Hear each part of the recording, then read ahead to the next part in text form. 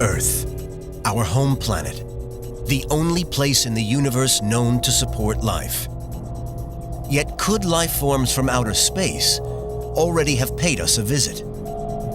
Could they even be abducting members of the human race? It may seem like science fiction, but has planet Earth already had a close encounter?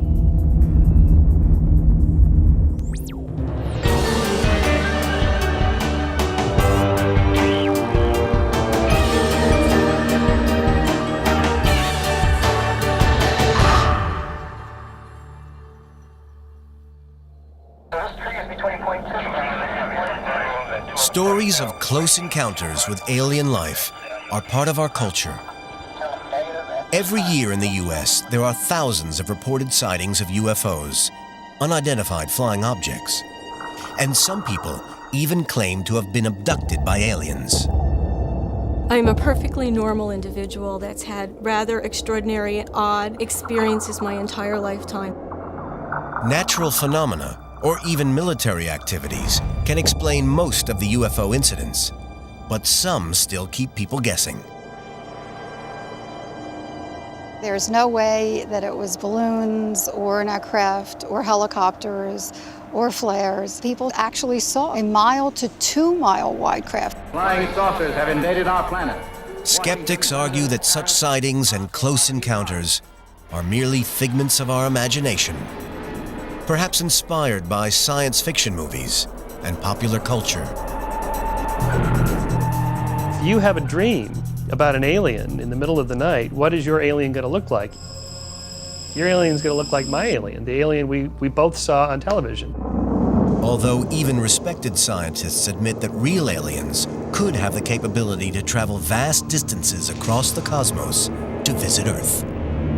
There is no law of physics preventing a civilization, perhaps 1 million years more advanced than ours, from reaching the planet Earth.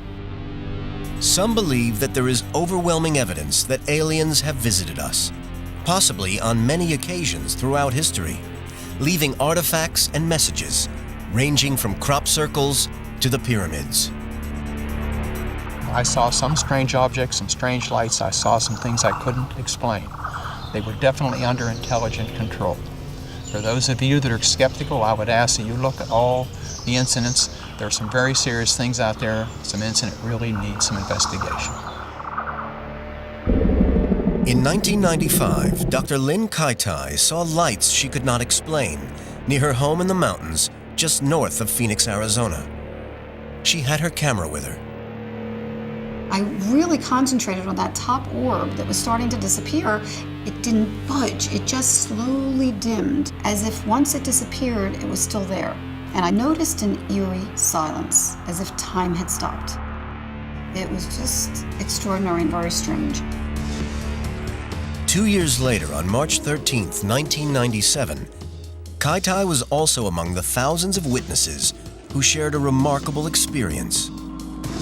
Thousands of people statewide were looking up purposely to the sky on a clear, beautiful night to catch a glimpse of the Hale-Bopp comet when this 1 to 2 mile wide triangle craft traversed the entire state. I mean, it really went through the most populated corridor of Arizona, totally silent. This was a massive parade throughout the state. Some people find it hard to dismiss the Phoenix Lights case because there were so many eyewitnesses. After a brief investigation, the military revealed that the lights were created by flares released from a squadron of aircraft flying in a V formation. Despite this explanation, some people maintain that the lights were otherworldly. Pyrotechnic expert Paul Mann has worked with flares for over 23 years. He believes that staging this event would be incredibly challenging. I think you would find it very difficult to mistake a flare for what people would regard as a UFO. Although he won't be launching the flares from a fighter jet, Paul believes that he can explain the difference between flares and the Phoenix Lights. Here are our flares, which will go to about 300 feet high, give you a constant burn, but you'll see there's a slight flicker in it. Anybody will be able to spot that's a flare rather than a craft. So we've got a shimmering red light there, lots of smoke, you can see the smoke trail. The pinpoint of light will give it away as a flare and it falls to the ground. It doesn't hover for hours. So for anybody who saw the Phoenix lights, if it was a pyrotechnic that could last for so long, that was quite an achievement, and to get it to hold in the sky was something else altogether. I know what I saw, and thousands of other people know what they saw, and it definitely was not flares. The characteristics are quite different from these orbs. There's no smoke trails, these are balls, these are orbs, and are in rock-solid formations. The data speaks for itself. Some people believe that flares are an improbable explanation for the lights over Phoenix. Dr. Michael Shermer, publisher of Skeptic magazine, thinks the incident highlights the difficulty of judging the truth about UFOs. People are poor eyewitnesses, all of us, judging the size, motion, and speed of objects in the sky, particularly at night or at dusk. It's very difficult to do. Shermer has been writing about the unexplained for over 10 years. He questions not only the quality of the evidence, but also the reliability of human testimonies. When somebody says, oh, it was 200 meters wide in the sky, how do you know? Was it next to something that you knew the size of already and then you can judge it's twice as big as that? No, people just make wild-ass guesses. These wild guesses include mistaking military aircraft, weather balloons, flares, and even the planet Venus as alien craft. Yet such sightings lead many people to believe in the existence of UFOs, despite logical explanations from scientists and the US government. Ironically, official denials of UFO landings may actually encourage a popular belief in their existence because of a fascination with conspiracy theories and a fear of government cover-ups, particularly in the infamous case of Roswell. Roswell. This is the mecca of ufology. Initially, the story given that it was a weather balloon was a lie. It was a lie because it was a national security secret. It was a national security secret until 1995, when the government said that Roswell wasn't actually a high-altitude weather balloon, but a high-altitude surveillance balloon to monitor Soviet nuclear tests. This revelation only serves to convince the UFO community that the government are still covering up whatever did happen at Roswell. So the ufology people said, aha, you see, we've been saying that they lie. We go, yeah, right, but they're saying what it actually is. Well, yeah, but that's a lie. No, that makes perfect sense for a Cold War atmosphere in 1947. The mystery surrounding Roswell has been fueled by misinformation and the shifting official explanation that keeps the story alive. Yet sometimes, even the military themselves spot the unusual. In 1980, personnel at an Air Force base on the east coast of England saw a strange light in a nearby forest. Deputy Base Commander Colonel Charles Halt was on duty when he received a strange message from one of his staff. When the on-duty police lieutenant came in and insisted on seeing myself and the base commander and talking to us privately, he was white as a sheet. The lieutenant reported that a strange, unidentified flying object had been seen descending into nearby Rendlesham Forest.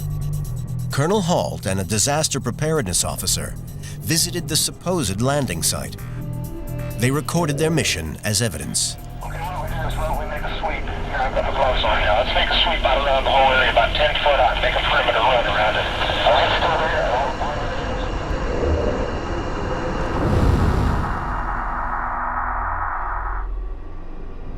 All the birds got quiet. All the animals in the forest were just silent. We approached a site where they said this alleged craft had landed.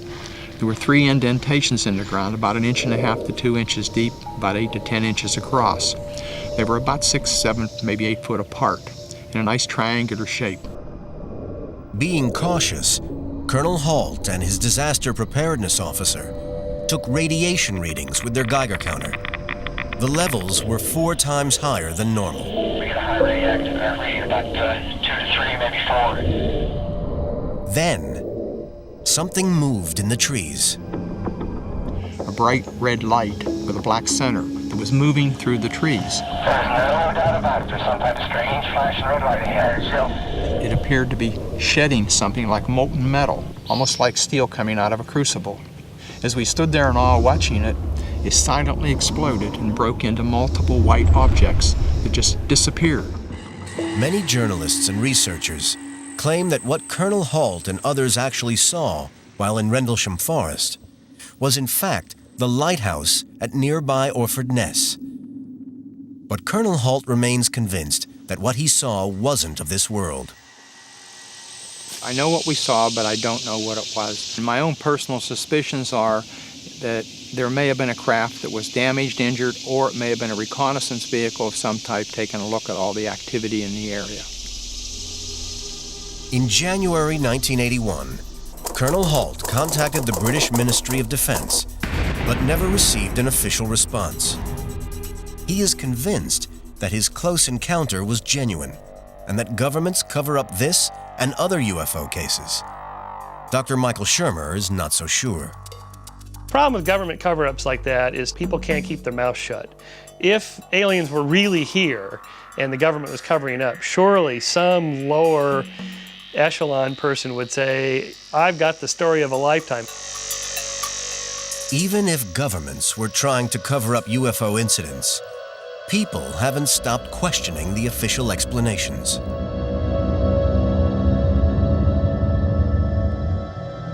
Either aliens exist or they don't. Either thought is frightening. For any UFO to get here, it would have to travel across space from another part of the universe, light years away. Where might they come from? And just how would they get here? Has Earth ever had a close encounter with an alien civilization? There have been many supposed sightings of UFOs, but no definitive evidence of a visit. But whether or not aliens have dropped into our own backyard, many scientists do believe that they could exist.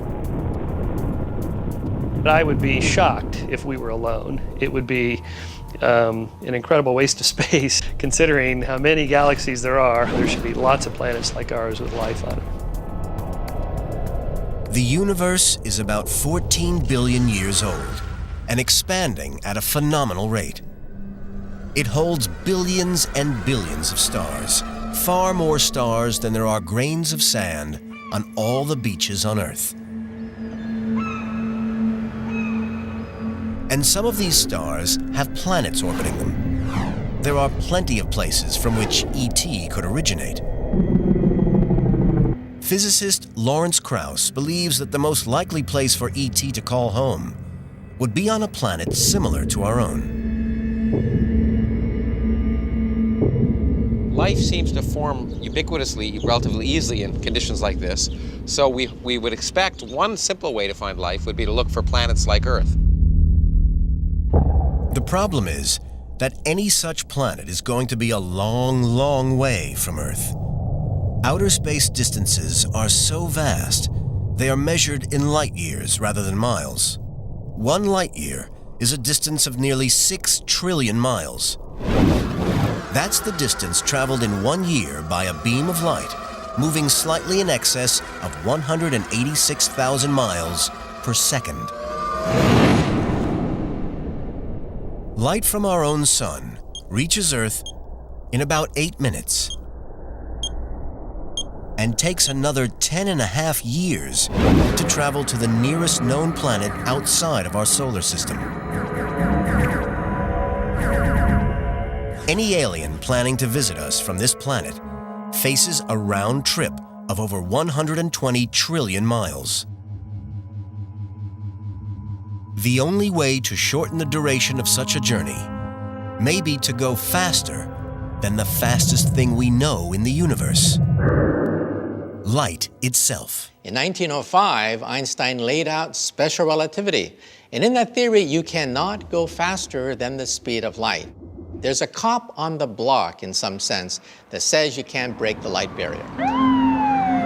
Einstein's theory of special relativity suggests that there is a cosmic speed limit preventing anything and any alien going faster than the speed of light.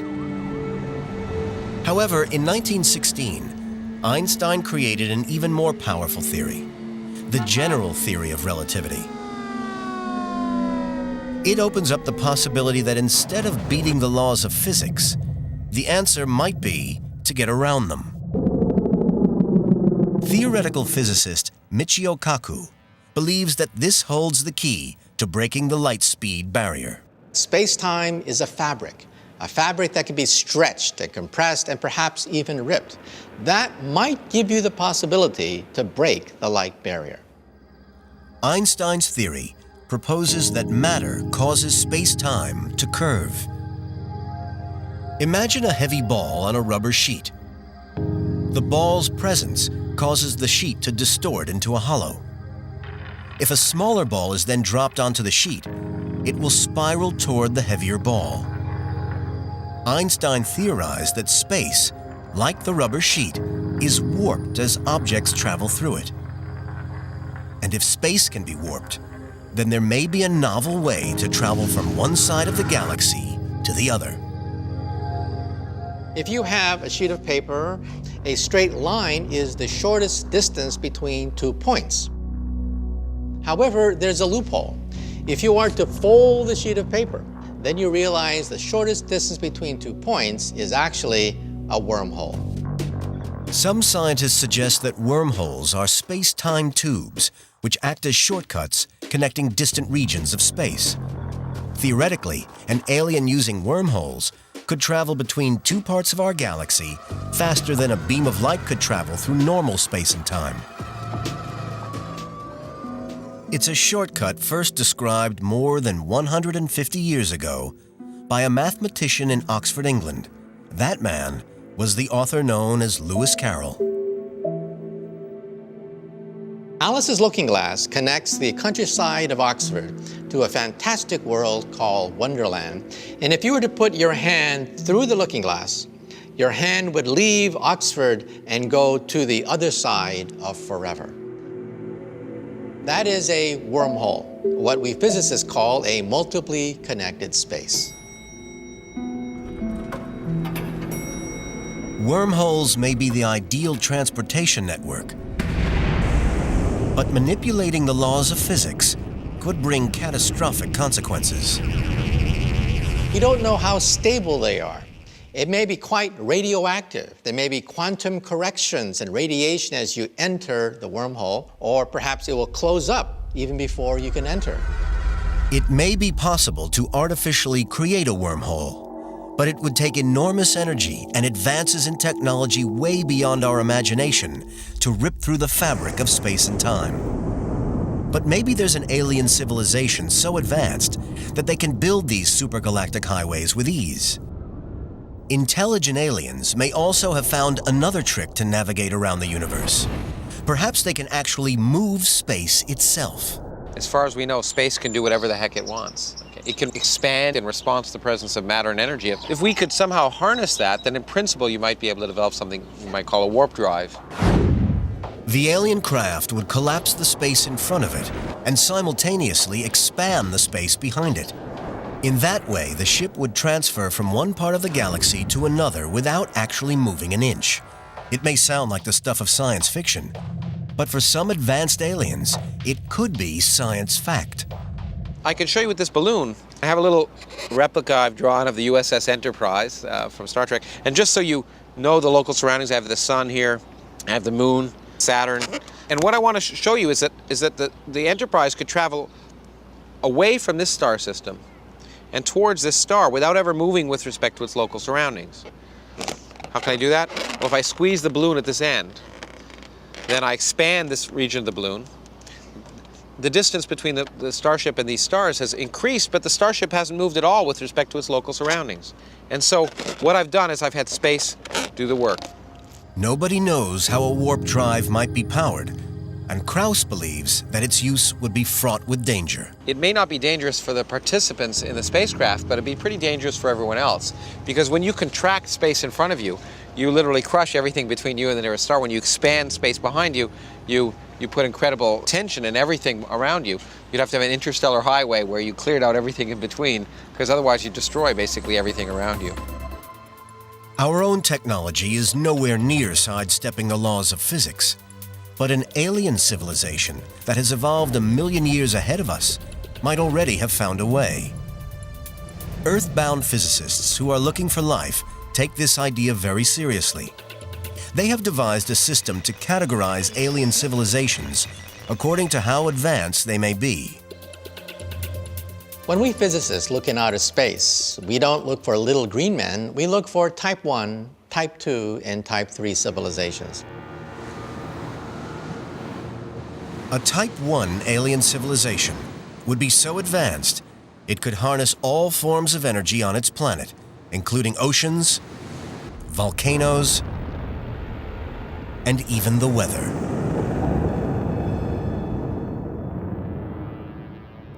They would soon exhaust the power of a planet and use the energy of their local star.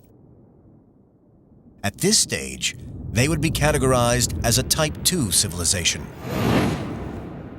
Eventually, they become galactic. They begin to colonize entire star systems. They begin to have fantastic energies, allowing them to manipulate stars and black holes. That is Type 3. Perhaps 100,000 to 1 million years more advanced than our technology. But where would our own civilization be on this scale?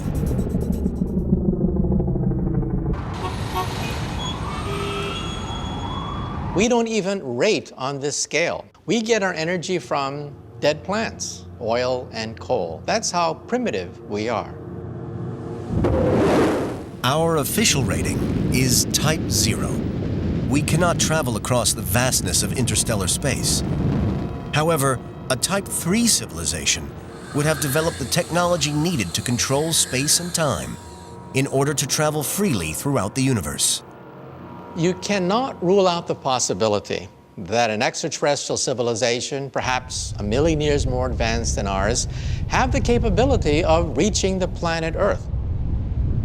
But any alien civilization developing ways of traveling across the galaxy to planet Earth still faces potential disaster.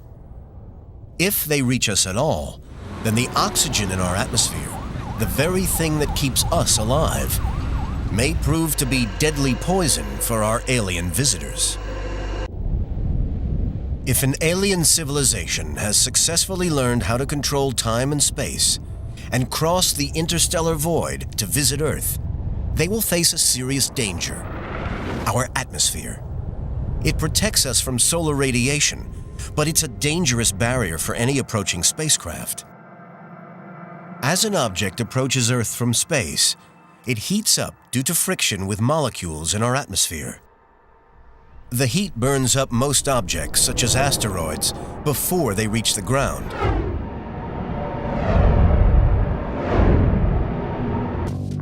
NASA spacecraft use this friction to slow down as they re-enter the atmosphere. Heat-resistant tiles protect them from the intense heat. Without them, the ship would burn up. But some physicists believe that a technologically advanced civilization would solve the problem long before they reach our atmosphere. I would suspect that any intelligent creature with an advanced form of space travel would simply slow down even before it reaches the planet Earth. Having navigated our atmosphere and landed safely on our planet, the aliens face their next big hurdle. It's unlikely they could just step out of their craft. Earth's atmosphere would probably not match exactly the atmosphere on the home planet of a visiting alien. In fact, unless the aliens were adapted to oxygen, they would find the gas extremely poisonous. As aliens come to Earth, you wouldn't expect them to just walk out of their spacecraft and breathe the air and start eating apples and oranges. Here in the Mojave Desert in Nevada, NASA's Space Science Division studies how Earth's basic organisms live in extreme environments. From this, they hope to ascertain how different species might survive potentially hazardous conditions. Leading the research is Dr. Chris McKay. We take for granted that life needs oxygen, and we all need it. Plants and animals need oxygen. But we have developed very special machinery and enzymes for detoxifying oxygen. Oxygen is intrinsically poisonous. But would evolution have happened in the same way on the home planet of an alien visitor? Would they have evolved to cope with oxygen? In an extreme case, the fundamental chemistry might be completely different with different gases. Dr. McKay studies samples that contain over 10 million bacteria. They reveal that some species here exist using totally different principles to the vast majority of life on Earth. If we look at the bacteria, we get a glimpse of how strange chemistry really can be, how these organisms can be really so alien. The strength of our sun poses another problem for visiting aliens. The energy from its rays supports life on Earth, but it can be dangerous. Too much sun can blind humans, burn us, or even cause cancer. For a creature from another planet, our sun's rays could be deadly. You can imagine life forms from another world coming here and finding the UV light here to be stunningly bright and require extensive sun shields and sunglasses and other ways to protect themselves. And then there is Earth's invisible hazard for aliens: gravity. A visitor from another planet might find Earth's gravity a challenge. Humans have grown up with it in bodies designed for 1G. If we subject our own bodies to extreme gravity, the consequences can be disastrous. Fighter pilots making extreme turns can experience forces as high as 9 Gs. That means that a 160-pound pilot feels like he weighs over 1,500 pounds. Anything above 9 Gs, the pressure becomes too great and the pilot will black out. Aliens from a planet with less gravity would probably experience a similar effect. Say the Martians came to Earth. Well, on Mars, the gravity's a third. On Earth, the gravity would be higher for them. So even if they were fit by Martian standards, they might find this high gravity a drag, but it's not hard to postulate them to have the technology to allow them to operate in higher gravity. A far less predictable danger facing a visiting alien is germs. Just as in H.G. Wells's War of the Worlds, simple bacteria might be deadly to visiting aliens. The bacteria on one planet could have serious consequences for organisms on another planet. When the Martians come, they invade Earth. They kill off the armies of Earth with no problem, but then the bacteria on Earth infect the Martians and kill them. In the end, Earth wins the War of the Worlds, but not because of the prowess of human technology, but because of the biochemical diversity of the bacteria. History has shown that there is good reason for visitors from another world to be cautious, and for us to be cautious about them. When the Spanish invaded the Americas, they brought a far deadlier weapon than their guns and swords. They brought smallpox, the flu, and other illnesses. When those barriers were reduced and life spread between the New World and the Old World, there was a lot of death and destruction as a result of that.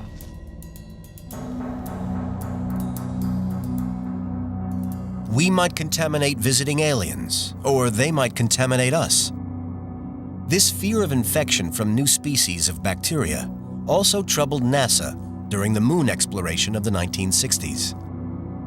They placed the first astronauts returning from the moon in quarantine in case they carried deadly space germs. McKay hopes that an alien civilization exploring the universe would also be careful not to contaminate planets with their bugs. One would imagine that an alien civilization with the technology to move between worlds would have the sense to realize the same problem and have strict biological barriers and controls. They wouldn't just land and go out for a picnic and spread out their stuff on another world. It's clear that the occupants of an alien spacecraft traveling to Earth would face a catalog of dangers. First, they would have to survive the destructive forces within a wormhole, then avoid burning up in the Earth's atmosphere, and finally, protect themselves from poisonous oxygen or deadly germs. Perhaps alien visitors would decide not to take the risk themselves. What if they sent explorers who never age and who never die from deadly diseases? The most efficient way is with robots. These are self-replicating nanobots. Nanobots are miniature robots, minute and lightweight enough to be potentially invaluable in space travel. One of the major factors in traveling fast through space is weight. The smaller you are, the faster you can go. In fact, subatomic particles can travel at near the speed of light. So tiny nanobots may be the best way of exploring the universe. Scientists believe that it might be possible to create microscopic nanobots able to clone themselves. These would land on moons and planets and self-replicate, allowing an alien civilization to explore vast tracts of the galaxy without ever leaving their home planet. Eventually, you would have a sphere of perhaps trillions of robots expanding near the speed of light, landing on moons, each robot creating other robots. That's the most scientifically reasonable way to explore the galaxy. That's how nature does it. That's how viruses work. Humans are already exploring the cosmos using robots. NASA's Voyager probes are heading deep into space, sending back data as they go. And robotic rovers have explored the surface of other planets in our solar system. But because of their size, it appears that nanobots could be the most logical way to explore the universe. But so far, there is no evidence that alien nanobots have ever visited Earth. And even if they have, will we be able to detect them? The vast majority of people who claim to have had close encounters in fact describe not miniature robots, but living alien creatures, often none too friendly, and prone to abducting, probing, and experimenting upon their victims. An advanced alien civilization might be able to manipulate physics and cross time and space to visit Earth. But some scientists question, why on Earth would they want to? They suggest that beings capable of traveling through space and time would be millions of years more advanced than humans and would find life on Earth of little interest. And even if they do want to make contact, they might not be friendly. Based upon the human race's own history of confrontation, Michael Shermer, publisher of Skeptic magazine, has his own theory. If you go by what happens here on Earth, we would never want to come into contact with ET. We would be eaten or enslaved or killed, because that's what happens here, so that's not good.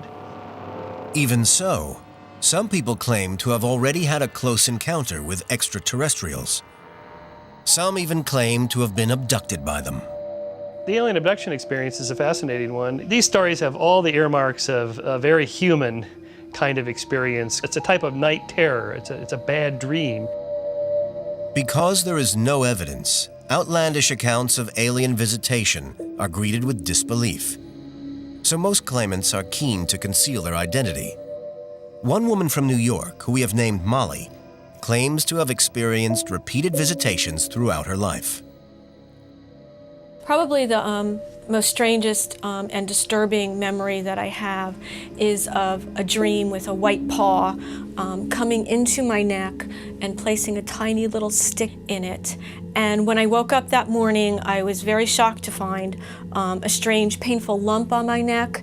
And when I felt it, because I thought it was a pimple, I discovered something hard in there, the shape of a piece of rice. According to Molly, the tiny implant worked its way deep into her body, and before she could get medical advice, it disappeared without a trace. Another encounter that she vividly remembers actually involved being taken on board an alien spacecraft. I recall being in, I'm going to call it a clamshell, but it was more like a scallop, and it had a top and a bottom, and I can recall being inside of it and the top closed over you. I experienced medical procedures with very strange types of devices. One of the beings was very tall and very thin and very insect-like. Like most people who claim to have met aliens, Molly has no evidence at all to back up her story. And skeptics consider that experiences like hers are more to do with popular culture than extraterrestrials. Most people just give the default explanation that comes to mind, which is whatever they've been seeing on television and reading in popular magazines and books. Over hundreds of years, the phenomenon of visitations has manifested itself in a variety of guises. In the Middle Ages, people reported stories of angels and demons, while 100 years ago, reports spoke of spirits and ghosts. Many scientists, including Shermer, believe that a combination of sci-fi stories, movies, and real-life exploration of space encourages people to manifest their fears in the form of alien visitations. The aliens are our angels. They are our demons. That's who we personify as these weird anomalies. We call them aliens because that's what we're into. We're in the space age, in the age of science fiction.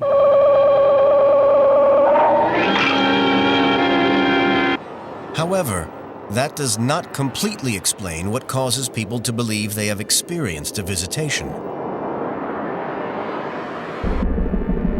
Dr. Michael Persinger from Laurentian University in Canada believes he has discovered a link between the alien visitation sensation and electromagnetic fields. He suggests that fluctuations in electromagnetic activity could stimulate a reaction in the brains of certain individuals and account for most alien visitation experiences. The experience of a presence occurring usually late at night and either producing a mystical experience or a sexual experience or even a terrifying experience shows up in all cultures. And we now realize that this sensed presence is built into the human brain itself. Persinger believes that it is possible to induce something like an alien visitation experience in almost anyone. He does this by creating a complex electromagnetic field in his laboratory and applying it to people's brains. To demonstrate, Persinger and his assistant place a volunteer inside a soundproof chamber. Electrodes producing the magnetic field are attached to the subject's head. Then he is blindfolded and the lights are dimmed. Persinger monitors his stats and waits for his subject to experience a feeling similar to that of an alien presence. Mr. Booth, can you hear me? Yeah. Float with the experiences. If you wish to report them aloud, go right ahead.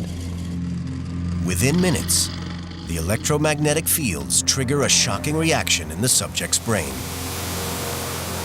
How he describes it is going to be a function of his culture, his experiences, and his expectancy. It's a lot. It feels like I'm dying. At this point, Persinger stops the experiment. In this study, the subject is visualizing the presence in a terrifying way. I've never had any feelings that ever. It just made me feel a little trapped, and it hurt. I don't know, closest I've ever been to hell. It was an awful place to be. The volunteer was extremely sensitive to the electromagnetic fields which stimulated his brain. However, this technique demonstrates the extraordinary power of our brain to turn our fears into monsters and demons, and even aliens from distant worlds. Dozens of people who have had experiences that they attributed to alien abductions and experiences. When we put them through the chamber, they have a very similar experience. The terrifying experiences induced in the chamber are caused by channeled electromagnetic fields. Persinger believes that abduction experiences in the real world are caused by electromagnetic fields created by natural phenomena, such as sun flares, seismic activity, and changes in atmospheric conditions. And it's thought that our common physiology and global culture is responsible for the similarity in the accounts. Inevitably, we're all going to have similar experiences because our brains are wired that way. We'll see the same kinds of illusions, we'll have the same kinds of hallucinations, and so on. The role of electromagnetism in alien experiences is far from proven.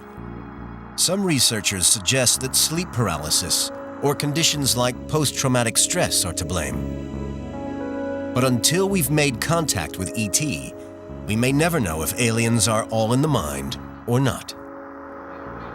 And if ET did reveal itself, there could be another barrier to overcome: language. It may be that aliens don't choose to talk with us at all. They may decide to talk to one of the other species that inhabits the Earth. And that could be whichever species they consider possesses the most intelligent language. It may be possible for aliens to cross the interstellar void, to land on Earth, and to adjust for survival in our atmosphere. But communicating with us in any meaningful way may prove to be the hardest step of all. We are arrogant to believe that they're going to want to actually talk to us and visit us. I mean, why? Think of ants in an anthill. If someone is building a 5-lane superhighway right next to the anthill, would the ants know how to communicate with the workers? The main danger is that these workers will simply pave over the anthill and not even realize what they've done. In San Francisco, a few scientists are already studying ways of communicating should ET ever come to call. Leading the hunt is SETI, the search for extraterrestrial intelligence. For the last 40 years, SETI scientists have been monitoring the skies, listening for messages from alien species. SETI is just about every field you can imagine applied to the search for life in the universe. SETI scientist Lawrence Doyle believes that the key to communicating with aliens is first to understand their level of intelligence. And for that, he needs to establish how organisms communicate. There hasn't been a search for extraterrestrial intelligence yet. There's only been a search for extraterrestrial technology. We plan to make it a search for intelligence by understanding the laws that create communication, so that if we get signals, we can tell it's a communication as opposed to random astrophysical processes. By understanding the laws that dictate communication, Doyle can identify and separate real patterns of communication from random noise. To do this, he uses a mathematical equation known as information theory, which was originally developed to quantify the amount of information sent down telephone lines. Doyle uses it to analyze the complexity of a language. He calculates the interdependency of different words or sounds within the language. The greater the number of words or sounds that can be strung together that are dependent on the first word or sound in the sequence, the more complex the language. On this scale, English is a level 9 communication system. Doyle now plans to use the same technique on alien communication. And the higher the complexity, the more superior the intelligence. Any alien or extraterrestrial message has to obey the rules of information theory. There's no other way to transmit information. And if we can measure how complex their communication is, it may be an indicator of how complex an extraterrestrial society is. But information theory can only help Doyle understand the complexity of an alien signal, not the content.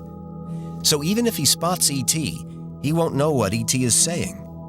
It's the same problem we have on Earth when humans try and communicate to other species. If you smile at a wolf, it does not mean I'm happy. It means you want to pick a fight. If you smile at a chimpanzee, it means you're scared.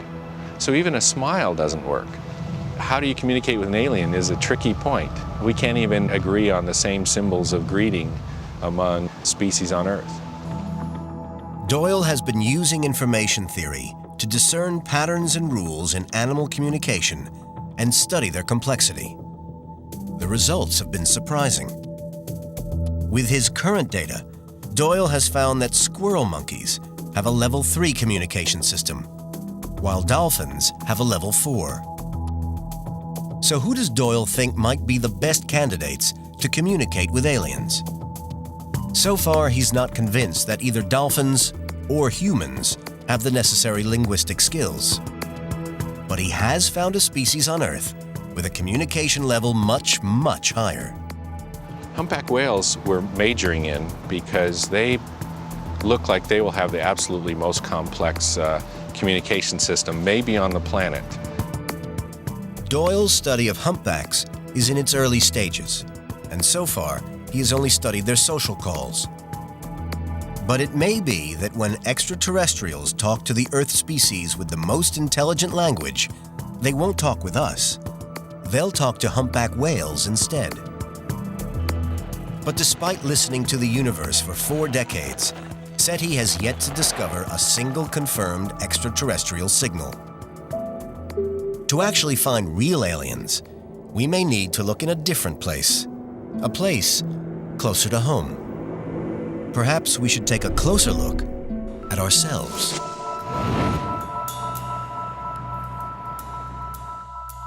When you look in the mirror, perhaps you are looking at a Martian.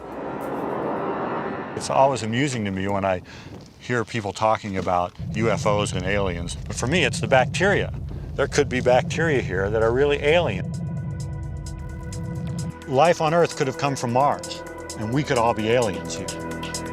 McKay and other scientists believe there's a chance that billions of years ago, alien bacteria were blasted from the surface of another planet and carried away in a meteorite. The meteorite might have eventually crash-landed on Earth, spilling out the bacteria, allowing it to grow and flourish. It's a process called panspermia. If panspermia is true, you and I are aliens in the sense that our life did not develop on the planet that we're living now. Professor Jay Milosh of the University of Arizona has studied meteorites that have landed on Earth to see if they could have transported life from other worlds. This meteorite is a piece of Martian basalt. Where it came from was a large meteorite impact on the surface of Mars. It's almost an ideal delivery mechanism. It's ideal because the rock protects the bacteria from radiation and extreme temperatures in space. It would also protect it from the impact of crash landing on Earth. To test whether bacteria could travel safely through the cosmos, Milosh and his colleague Wayne Nicholson conduct an extreme survival experiment. They inject a large block of rock with bacteria and take the sample to the Ames Vertical Gun Laboratory near San Francisco. The block's placed inside a large vacuum chamber.